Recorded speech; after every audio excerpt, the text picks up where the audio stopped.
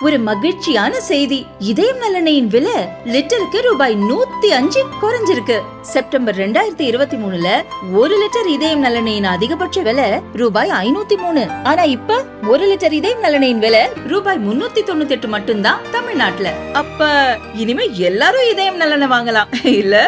சமீபத்திலே சளியும் இருமலும் கூடிய ஒரு வியாதி சென்னை மாநகரத்தில் பரவுகிறது.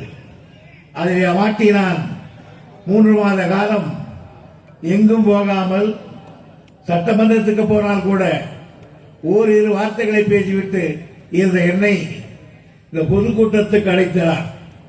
வேறு யார் அழைத்திருந்தால் வந்திருக்க மாட்டேன். அழைத்தது ராஜா அல்லவா, ஆகியனால் வந்திருக்கிறேன். இவையெல்லாம் பார்த்ததிலே எனக்கு மனதும் நினைவுகளாக தெரிகிறது. முதலில் நான் அந்த கூட்டத்திலே சாதனைகள் ஒரு பக்கம் இருந்தாலும் முதலிலே ஒரு கருத்தை நான் சொல்ல விரும்புகிறேன். திராவிட முன்னேற்ற கழகம் ஏன் இருக்க வேண்டும் என்பதற்கு நீங்கள் ஒரு கணம் நினைத்து பாருங்கள். இன்றைக்கு என்ன நடக்கிறது? மத்தியிலே ஒரு ஆட்சி, தேர்ந்தெடுக்கப்பட்ட ஆட்சிதான். மோடி பிரதமர், அவருக்கு பல பக்கத்தில் மந்திரிகள். அவர்களுக்கு என்ன வேலை? திட்டம் போட வேண்டும், பணம் இருந்தால் தர வேண்டும், நாட்டிலே சட்ட ஒழுங்கை பாதுகாக்க வேண்டும், மக்களுக்கு வேண்டிய திட்டங்களை தர வேண்டும். ஆனால் அதை விட்டுவிட்டு வேறு பணிகளில் ஈடுபடுகிறார்கள். ஒவ்வொரு மாநிலமாக அவர்களுக்கு அடிமையாக இருக்க வேண்டும். அவர்களுக்கு சலாம் சொல்லுகிறவன் அவன் அங்கே முதலமைச்சராக இருக்க வேண்டும், சொல்லாதவனை தூக்கி எறிய வேண்டும் என்பதற்காக செய்கிறார்கள். எதற்காக? இந்த நாட்டில் 2 கலாச்சாரங்கள் இருக்கிறது. ஒன்று வடநாட்டில் இருக்கிற கலாச்சாரம், அது நமக்கு ரொம்ப அசிங்கமான ஒன்று. ஆனால் நாம் எப்படிப்பட்டவர்கள்? பண்பாடு மிக்கவர்கள். ஆனால் அந்த பாராளுமன்றத்திலே ஒரு மந்திரி சொல்லுகிறார், நம்மை பார்த்து அசிங்கப்பட்டவர்கள், நாகரிகமற்றவர்கள் என்று சொன்னார். நான் ஒரு சொல்லுகிறேன். கல் தோன்றி மண் தோன்றா காலத்துக்கு முன் தோன்றிய மூத்த குடி தமிழ் குடி என்று சொல்லுவார்கள். இந்த எங்களுடைய மன்னர்கள் இந்தியாவிய வலையிலே இமயத்திலே கொடி போட்டிருக்கிறார். இமயத்திலே கொடி போட்டிருக்கிறான் சேரன் செங்குட்டுவன் என்று சொன்னான். ஒரு முறை கங்கை வரையிலே ராஜேந்திரன் படையெடுத்து போனான். ராஜேந்திர சோழன் கங்கை கொண்டான் என்று பெயர் பெற்றான். அதனாலே கங்கை கொண்டபுரம் என்று ஒரு தலைநகரை உருவாக்கினான். அப்படி ஒரு தமிழ் புலவன் வடநாடு சென்று சொன்ன பொழுது அங்கே கனக விஜயன் என்ற மன்னர் சொன்னார்கள், எம்போல் மன்னர் இங்கு இல்லை போலும்.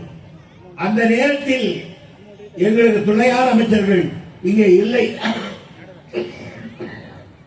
என்று சொன்னவுடன் செங்கோட்டையன் படையெடுத்து சென்று அந்த கனக விஜயனை வெற்றி கண்டு அவன் தலை மீது கங்கையிலே ஒரு பாறை எடுத்து அது கண்ணைக்கு செலுத்தி கொண்டு வந்தவன். இது நாங்கள் பெற்ற நாகரிகம்.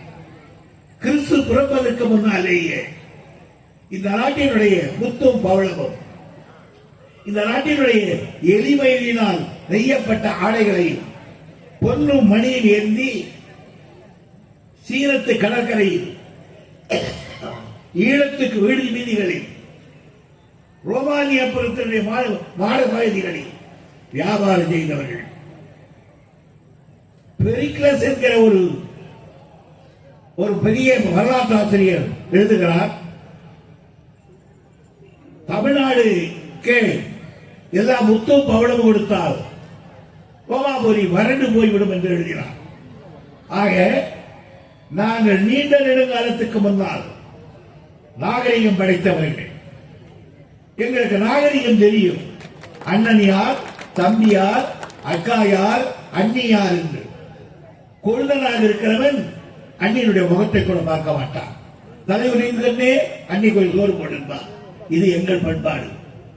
ஆனால் உங்கள் பண்பாடு என்ன?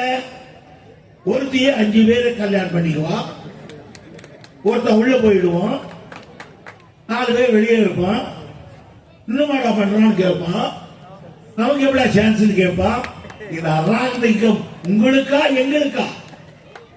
எங்களை பார்த்தா நாகரிகம் மற்றவர்கள் சொல்லுகிறீர்கள். வேற ஒண்ணும் வேணாம். நீங்க குளிக்கிறீங்களா? எவரால் குளிக்கிறோம்னா நாட்டில் கை தூக்க சொல்ல. ஆனா தமிழன் ஒரு வேளைக்கு 2 வேளை குளிப்பான். அந்த காலத்தில் சிபி சித்தருக்கு ஒரு கல் சொன்னார். ஒரு மாட்டுக்கு வியாதி வந்து பயங்கரமான நாத்தம் எடுத்துருச்சு. நாத்தம்னா அப்படி நாத்தம் அல்ல, 3/4 மைல் இருந்தாலும் நாத்தம் வருது. அது ஒரு இடத்துல கட்டிட்டு அதுல இருந்து 5000 ரூபாய் கட்டிட்டு சொன்னா தைரியமா இருக்கிற போய் அந்த மாட்டு கழுத்துல இருக்கிற பணத்தை அறுத்துக்கலாம்னு சொன்னான். நம்மால் ஒருத்தன் போனான் பக்கம். அவன் அந்த வரப்பு கிட்ட போக முடியல, திரும்பி வந்துட்டான். ஏண்டான்னு கேட்டான். என்னால முடியாது சாமி. என்னடா? பேச கூட முடியாது, விட்டு விட்டுட்டான். ஆந்திராக்காரன் போனான். அப்படி கொஞ்சம் தூரம் போறான். நான் கூத்து பணி அப்படின்னு அவன் ஒதுக்கி போயிட்டான். இப்படி ஒவ்வொருத்தரா போயிட்டு இருந்தான். எல்லாரும் ஓடி வந்துட்டாங்க. வடநாட்டுல இருந்து வந்திருந்தான். அப்போ அவன் வந்தான். நான் போய் அழுத்துக்கிட்டு வேணாம், அறுத்து பார்த்துருவான். இவன் கிட்ட போனான் மாட்டுக்கிட்ட. அது அறுத்துக்கிட்டு ஓடிச்சு. ஏன்னா இவன் அது ஒரு அப்பேற்பட்ட ஒரு கேவலமான பிறவிகள் நீங்க பாராளுமன்றத்தில் நின்று தமிழன் நாகரிகமற்றதான். நாகரிகம் என்றால் என்ன என்றால் தெரியுமா? அதுக்கு இலக்கணம் உண்டா, இலக்கியம் உண்டா? ஆகையினாலே நம்மை இப்பொழுது ஆட்சியை கைப்பற்றுவதல்ல அவள் நோக்கம். அவள் கலாச்சாரத்தை அழிப்பது, தமிழன் என்ற உணவை மங்கு வைப்பது, பெரியாரை ஒரு சமூக விரோதியாக காட்டுவது, அண்ணாவை ஒரு சாதாரண மனிதனாக காட்டுவது. ஒரு தைரியம் அவர்களுக்கு. இந்த நாட்டில் அண்ணா இல்லை, கலைஞர் இல்லை, எம்ஜிஆர் இல்லை, இப்படிப்பட்ட பெருந்தலைவர்கள் எல்லாம் இல்லை. இந்த நேரம் பார்த்தால் தமிழ்நாட்டில் தான் ஒரு சின்ன பையன், ஒற்றை உருவம், அவளுக்கு அவனை எதிர்கொள்ள முடியாது என்று பேசியிருக்கிறார்கள். ஆனால் அவர்களுக்கு தெரியாது, முத்துவேல் கருணாநிதியினுடைய மகன் ஸ்டாலின் ஒற்றை நாடி உருவம் தான். ஆனால் வைரம் வாய்ந்த நெஞ்சம். நான் கலைஞரோடு 53 ஆண்டு காலம் அவர் மடியிலே இருந்தவன் நான். அவரோடு பகரவு பகல் என்று பாராமல் இருந்தவன். எனக்கு அந்த தலைவருடைய குணங்கள் தெரியும், அவருடைய வீரம் எனக்கு தெரியும், விவேகம் எனக்கு தெரியும். ஆனால் இவ்வளவும் அறிந்திருக்கிற நான் சொல்லுகிறேன், அந்த தலைவரை நாங்களே சில நேரத்திலே கரெக்டா செய்து விடுவோம். அதெல்லாம் ஏற்றுக்குவார் அவர். ஆனால் அவரையே அண்டர்ஸ்டாண்ட் பண்ண எனக்கு இந்த ஸ்டாலினை என்னால் அண்டர்ஸ்டாண்ட் பண்ண முடியும்.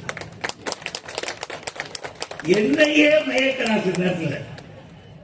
நான் கேட்பேன், தம்பி பந்தி போட்டு பண்றியா இல்ல எனக்கு தெரியாதுன்னு சொல்றியா? நான் என்னென்ன பண்ணுறேன் அப்படின்னு. ஆகையினால அண்ணா கலைஞர் 2 பேரையும் ஊற வச்சு அரைச்சி ஒரு உருவம் பண்ணால் அதுதான் மு.க. ஸ்டாலின்.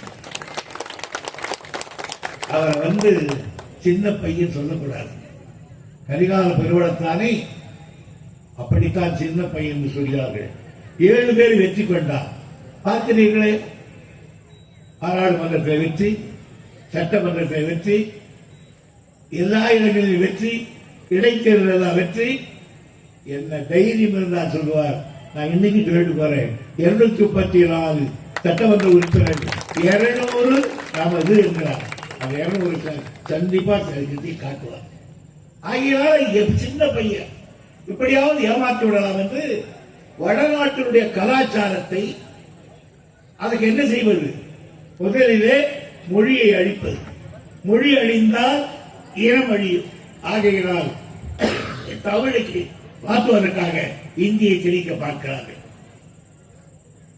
பட்டுக்கோட்டை அழகிரி சுவாமி அந்த காலத்தில் பேசுவார், இந்தி எதிர்ப்பதில் எல்லோரும் செத்து போய் தாய் வயிற்றில இருக்கிற குழந்தை கூட இந்தி ஒழிக என்று, அந்த குழையும் செத்து போனால் நாட்டில் பிறக்கிற காலம் இந்தி எதிர்க்கும், பருந்து இந்தி எதிர்க்கும் என்று பட்டுக்கோட்டை அழகிரி ஒரு காலத்தில் உணர்ச்சியோடு பேசுவார் என்று கலைஞர் எங்களுக்கு சொல்லிக் கொடுத்திருக்கிறார். ஆகையினால் முதலிலே இந்தி காட்டி அழிப்பது, இரண்டாவது பயமுறுத்தி அழிப்பது, மூன்றாவது நம்ம ஊர்ல சொல்லுவாங்க 2 நாளைக்கு பட்டி போடு சாதாரண எங்களுக்கு கொடுக்க வேண்டிய பணத்தை கொடுக்கல, ஆக கொடுக்க மாட்டேன்ற, கல்விக்கு கொடுக்கிற பணம் கொடுக்கல, 100 நாள் வேலை வாய்ப்பு கொடுக்கிற பணம் கொடுக்கல, மற்ற திட்டங்களுக்கு கொடுக்கிற பணம் கொடுக்கல.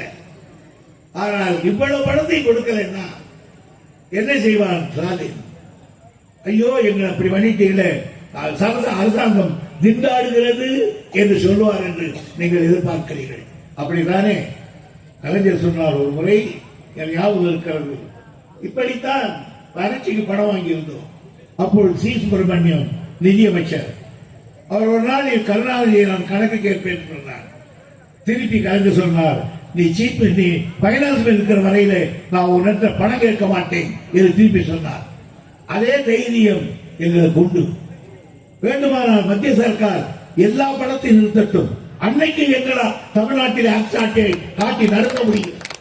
ஆகையினால் ஒளியை காட்டி பார்க்கிறார்கள், பணம் கொடுக்காமல் பயமுறுத்தி பார்க்கிறார்கள்.